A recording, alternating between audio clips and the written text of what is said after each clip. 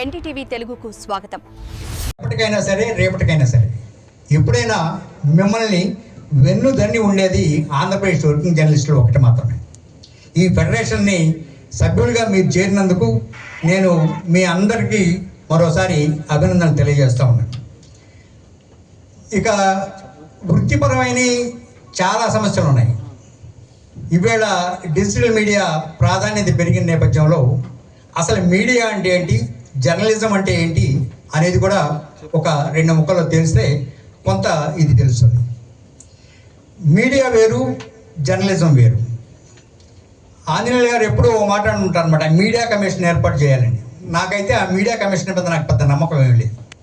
Media అనే దానిలో 4-5 భాగాలు కలిసి ఉన్నాయి. దానిలో ఎంటర్టైన్మెంట్ కలిసి ఉంది, దానిలో సినిమా కలిసి ఉంది, దానిలో ఇతరత్రాయి కూడా కలిసి ఉన్నాయి. వేరాజ్ కలిసి లేనిది ఒక్కటి మాత్రమే, అది జర్నలిజం. ఆ జర్నలిజాన్ని వారసులు మీరంతా, ఆ వారసులైన మీరందరూ ఈ మహాసభకు వచ్చినందుకు మరోసారి స్వాగతం.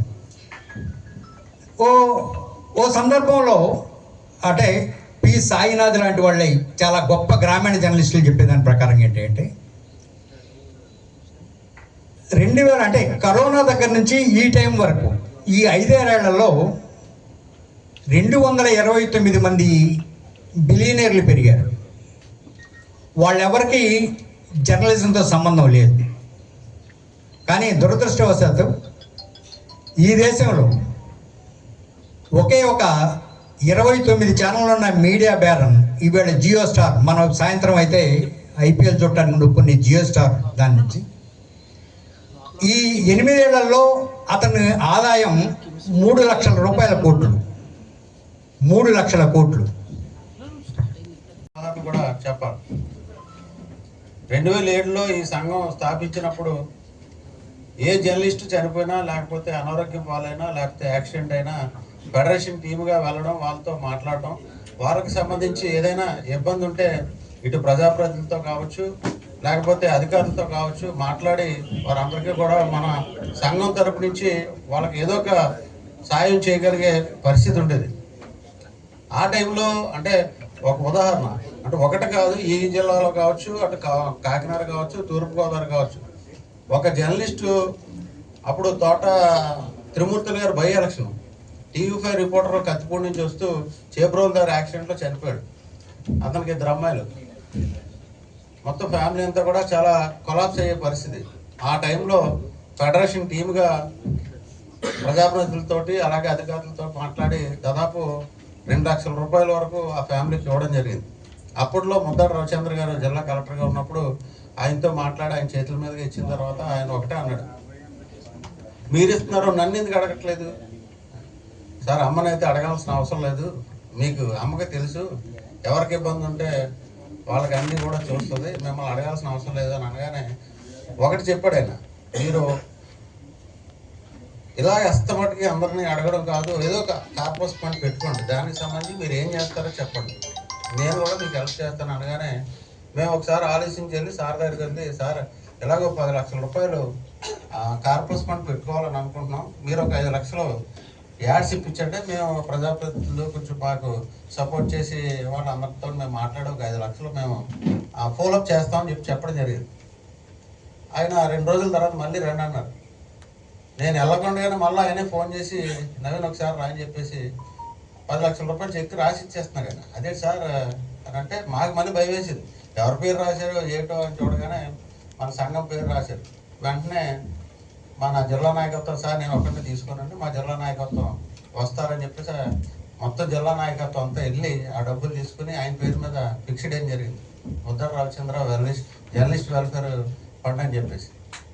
డెమోక్రసీ, ప్రజాస్వామ్యం గురించి మాట్లాడుకుంటే ఈ ప్రజాస్వామ్యాన్ని బ్రతికించవలసింది నలుగురు ముఖ్యంగా.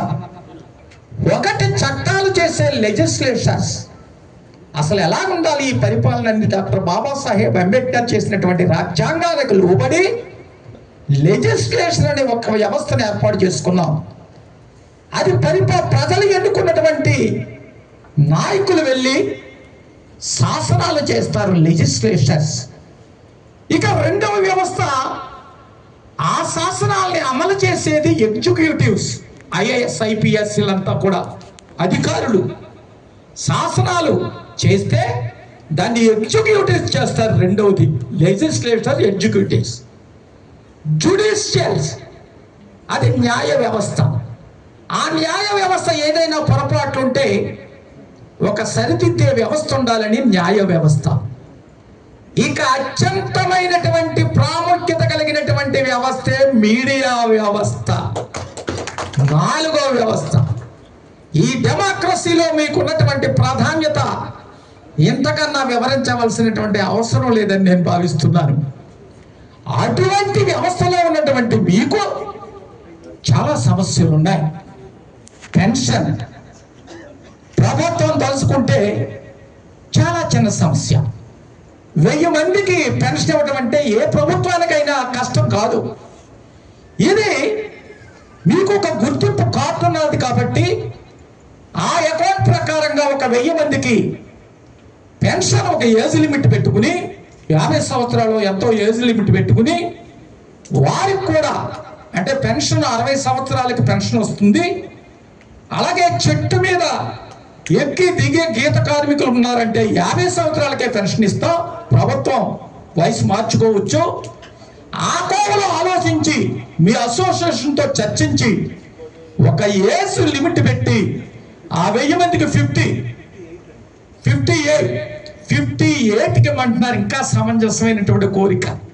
50 సంవత్సరాలకే పెన్షన్ అడుగుతున్నటువంటి ఈ రోజుల్లో 58 సంవత్సరాలకు మాకు పెన్షన్ ఇవ్వండి అని సమంజసమైనటువంటి కోరిక కోరుతున్నారు. కాబట్టి తప్పకుండా ప్రభుత్వం దృష్టికి తీసుకువెళ్ళి మా వంతు కృషి కూడా పెన్షన్ గురించి కృషి చేస్తామని సభాముఖంగా నేను మనవి చేస్తున్నాను. ప్రయాణం చేస్తూ ఎక్కడైనా తప్పు చేస్తుంటే కూడా మీరు ఈ విధంగా మాట్లాడారు, అది వారికి నష్టం కలుగుతుంది అంటే ఆ విధంగా మాట్లాడకూడదు, లేకపోతే ఈ విధంగా మాట్లాడటం వల్ల ఫలాని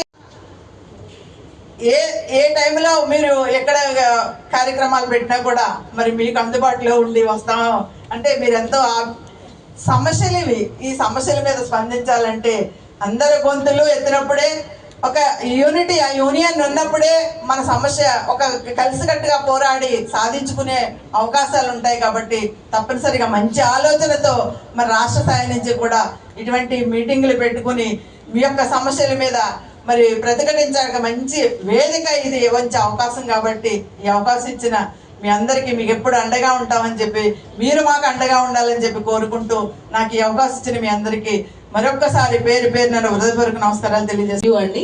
ఎందుకంటే మీరు జిల్లా పరిధిలో పనిచేస్తున్నప్పుడు ఏ పార్టీకి ఎటువంటి వ్యక్తులకు కూడా మీరు అంటే ఒక వ్యక్తికి సంబంధించి మాత్రమే కాదు ప్రతి ఒక్క వార్తను కూడా మీరు కవర్ చేసుకుంటూ వెళ్తున్నప్పుడు అది జిల్లా అడ్మినిస్ట్రేషన్ కలెక్టర్ గారి పరిధిలో మీకు కావాల్సినటువంటి సదుపాయాలు కానీ లేకపోతే మీకు రావాల్సినటువంటి ఏదైతే మీరు చెప్తున్నటువంటి ఇల్లు, అలాగే పెన్షన్స్, అలాగే హెల్త్ విషయంలో ఇవన్నీ కూడా మీ రైట్. ఎందుకంటే మీరు హెల్తీగా ఉండి మీరు హ్యాపీగా ఉంటేనే మాలాంటి రాజకీయ నాయకులు వార్తలు కూడా మీరు కవర్ చేయగలుగుతారు. అలాగే ప్రజలకి ఉన్నట్టు చెప్పేటువంటి జర్నలిస్టులు అనేవాళ్ళు చాలా ముఖ్యం ఈరోజు. ఎందుకంటే ఎంత సోషల్ మీడియా వచ్చినా కూడా, ఎంత మనకి మోడర్న్ టెక్నిక్స్ వచ్చినా, ఎంత ఏఐ వచ్చినా కూడా మనకి జర్నలిజం అనేది చాలా ఇంపార్టెంట్. ఎందుకంటే మీరు కళ్ళతోటి చెవులతోటి చూసి ఆ పరిస్థితులు ఏంటో అనేది మీరు ఒక అవగాహన తీసుకుని దాన్ని బట్టి మీరు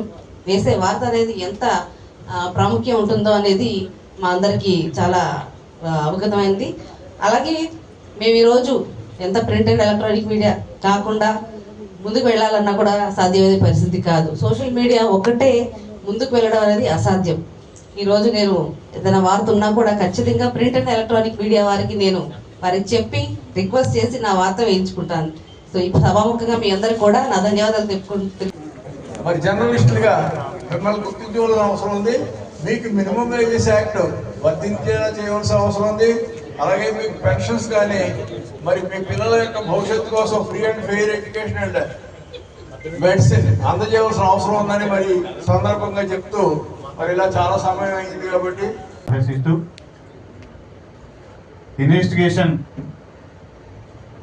ఇన్వెస్టిగేషన్ చేసే పేపర్లు కానీ విలేకరులు కానీ తగ్గిపోతున్న ఈ రోజుల్లో ఇందాక పెద్దలు చెప్పినట్టుగా మరి ఏదో పార్టీకో దేనికో మరి యాజమాన్యాలు మాట్లాడుకొని మరి వార్తలు రాయించే పరిస్థితుల్లో ఉన్నటువంటి పరిస్థితుల్లో మీరు వాటి యాజమాన్యానికి ఇటు సమాజానికి మధ్య నలుగుతున్న మనుషులు. మీ సమస్యల పరిష్కారం మీరు చూసుకోవాల్సిన అవసరం ఎంతైనా ఉంది. ప్రజల పట్ల, ప్రజల సంక్షేమం పట్ల, ప్రజలకు కావాల్సినటువంటి హక్కుల పట్ల మరి మీరు వార్తలు రాసి ప్రభుత్వాల దగ్గరికి తీసుకెళ్తున్న సమస్యలు ఈ సందర్భంలో మరి మీ సమస్యల కోసం ఎవరు పోరాడతారు? మీ వెనక మాలాంటి రాజకీయ పార్టీలు ఎప్పుడు కూడా ఉండాలని ఉంటామని చెప్పి ఈ సందర్భంగా మీకు తెలియజేసుకుంటూ, మరి ఇప్పుడే పుట్టినటువంటి మా కోనసీమ అసోసియేషన్కి మరి పెద్దలు రాష్ట్ర నాయకులు చేయూత ఇవ్వాలని, మరి తూర్పుగోదావరి జిల్లా అసోసియేషన్లో మరి ఆనాడు మరి రవిచంద్ర గారు ఇచ్చినటువంటి నిధులు లాంటివే వీళ్ళు కూడా ఎలా సాధించుకోవాలని చెప్పి మీరు సూచనల ద్వారా తెలియజేయాలని, కార్పస్ ఫండ్కి ఏవైనా అవసరమైతే మా సహాయం కూడా చేస్తామని చెప్పి సందర్భంగా తెలియజేసుకుంటూ, ఆల్రెడీ సోదరులు మా ఇంటికి వచ్చినప్పుడు చెప్పడం జరిగింది. అది గతంలో ఇక్కడ జరిగినటువంటి జర్నలిస్టుల కార్యక్రమంలో నేను కూడా మాట్లాడాను. అప్పుడు మీ యొక్క సమస్యలు ఏమున్నాయో ఒక రిప్రజెంటేషన్ రూపంలో నాకు ఇవ్వండి, అది నేను శాసన మండలిలో ప్రస్తావిస్తానని చెప్పాను. ఎవరు ఇవ్వలేదు. మరి మీరు ఎవరికైనా ఇచ్చారో వాళ్ళు మాట్లాడారో లేదో నాకు తెలియదు. శాసన మండలి అయితే ఎవరు మీ యొక్క సమస్యల గురించి మాట్లాడలేదు. నాకు కనిపిస్తుంటే ఖచ్చితంగా నేను సాహసం చేసి మాట్లాడేవాడిని.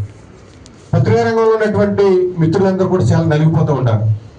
ప్రతిపక్షంగా ఉన్నటువంటి మేము ప్రజల పక్షాన్ని మాట్లాడుతూ ఉంటాం, అధికార పక్షం ప్రభుత్వం పక్షాన్ని మాట్లాడుతూ ఉంటాం. ప్రతిపక్షంగా మేము ఉండి ప్రభుత్వం మీద విమర్శలు చేసేటప్పుడు ఆ వార్త ఖచ్చితంగా రావాలి, రాయాలని మేము మీ మీద ప్రెజర్ చేస్తూ ఉంటాం.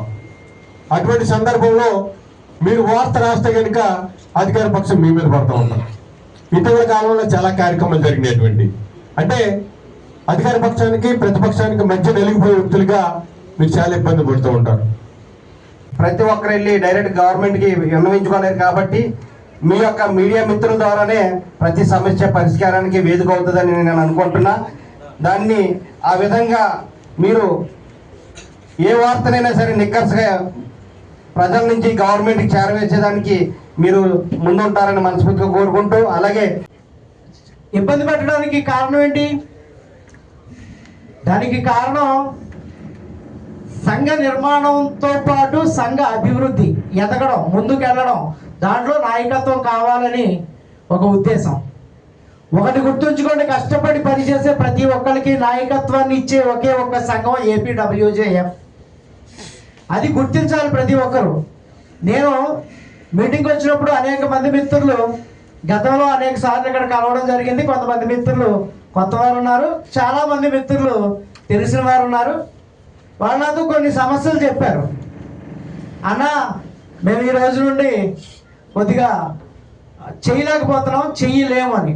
కారణం ఏంటి అడిగినప్పుడు కారణం ఏది చెప్పే పరిస్థితి లేదు. ఇది మేము కార్మికులుగా పనిచేస్తున్నాం కాబట్టి మాకు కూడా ప్రభుత్వం ఎలా అయితే ఈఎస్ఐ కార్మికులకు ఎలాగైతే ఇస్తుందో జర్నలిస్టులు కూడా ఈఎస్ఐ అవకాశం కల్పిస్తే ఆ జర్నలిస్ట్ కుటుంబానికి కొన్ని వేల రూపాయలు వాళ్ళకి ఆర్థిక సాయం మనం అందించినట్టు అవుతుందని చెప్పి మా సభాపూర్వకంగా మంత్రి గారికి ఎమ్మెల్యే గారికి తెలియజేస్తూ ఈ కొన్ని చిన్న లేకుంటే ఇంకొక చిన్న వాటర్ బాటిల్ అమ్ముకునే కంపెనీలో చిన్న దాంట్లో పనిచేస్తున్నాం కార్మికులు భావిస్తున్నాం. కానీ ఒక పెద్ద పేపర్కి సంబంధించి విలేకరుగా పనిచేస్తున్నటువంటి వారిని కార్మిక గుర్తించకపోవడం అనేది ఇప్పటికీ కరెక్ట్ కాదు. కాబట్టి దీన్ని ఖచ్చితంగా నేను కానీ మంత్రి గారు కానీ సంబంధిత మంత్రి గారి దృష్టికి తీసుకెళ్తాం, సీఎం దృష్టికి కూడా తీసుకెళ్తాం. చాలా అవసరం కూడా ఈ సందర్భంగా నేను తెలియజేసుకుంటున్నాను. అంటే అమలాపురంలో స్వయంగా కొన్ని సంఘటనలు చూసిన తర్వాత ఏం జరుగుతుంటుంది, ఒకసారి ఒక నాయకుడు 10 పైసలు తప్పు చేస్తే రూపాయి రాస్తారు, ఒక నాయకుడు రూపాయి తప్పు చేస్తే 10 పైసలు రాస్తారు. ఇది నేను స్వయంగా పేపర్లను గమనించి టీవీలను గమనించిన తర్వాత చెప్పే మాట ఇది. అలాగా గతంలో రాసినప్పుడు ఇద్దరు, ఒక ఆయన మంత్రి హోదాలో, ఒక ఆయన ఎమ్మెల్యే హోదాలో జర్నలిస్టులు ఆఫీసుల ముందు ధర్నాలు చేశారు. అవి కూడా నేను చూశాను.